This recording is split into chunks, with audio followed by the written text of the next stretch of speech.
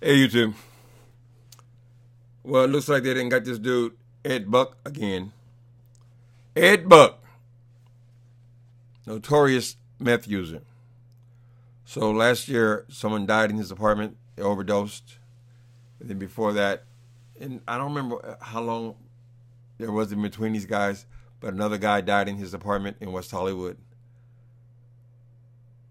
I'm talking about this guy, Ed Buck, who is, they describe him as a Democratic donor. I don't know how that would be a description of somebody, but he was also an LGBT activist. So this was a gay man hooked on drugs.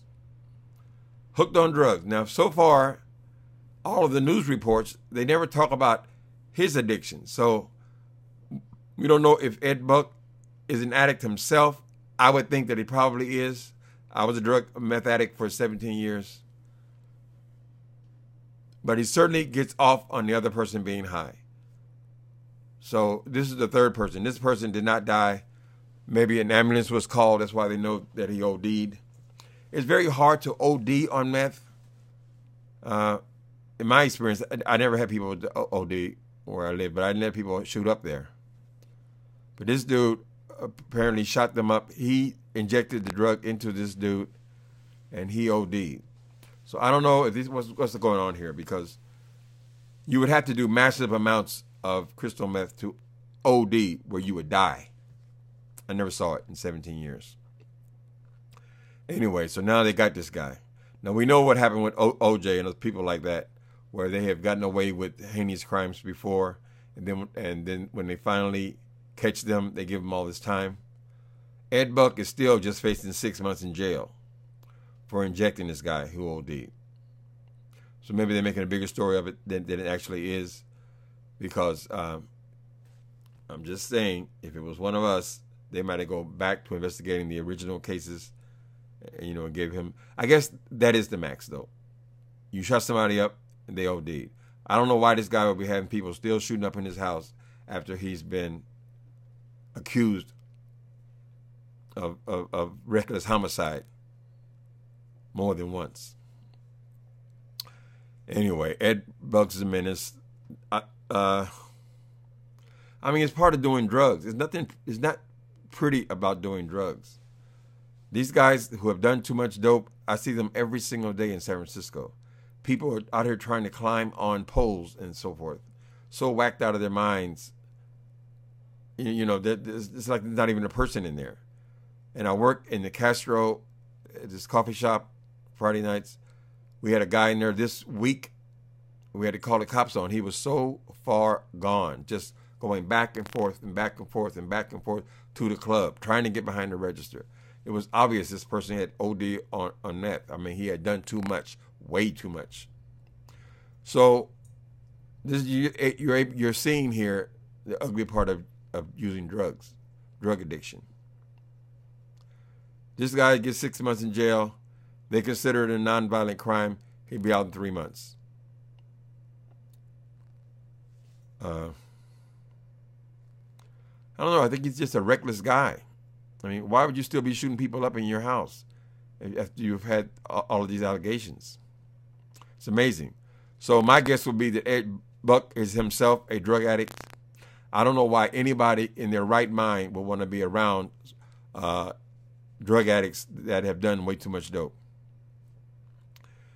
The fetish must be to do the maximum amount, but I mean, it's not a very pretty sight. I understand that it's also a sexual addiction and things like that, but at some point, it's just too damn much. It's too hard to handle and too hard to. I don't know what would be fun in it, to be honest. But these guys are doing massive amounts, and now they've actually caught him injecting the person. We have to assume that whoever this victim is, person they call him the victim, has told them that, because I don't know why else they would know that he injected him. For the moment, Ed Buck, the notorious meth addict, is under arrest for shooting up somebody in his house. They're saying that he's also accused of running a drug ring out of his house.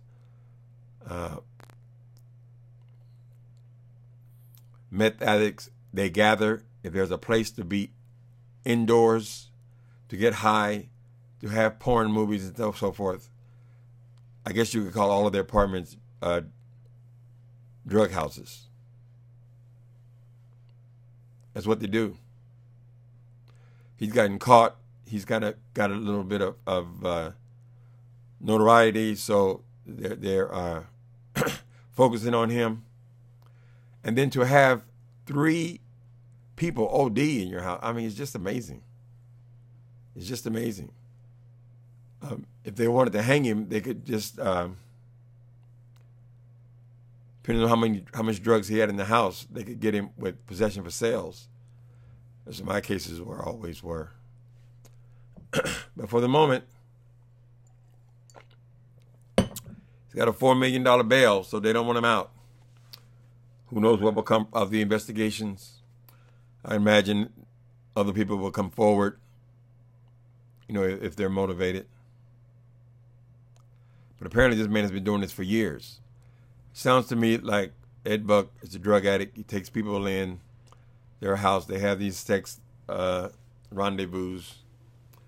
If somebody in the house, either him or the guys themselves, enjoy massive amounts of crystal meth, because you have to do a lot of it. Get in that condition, you have to do a lot of it. But like I said, in San Francisco, you see it all the time.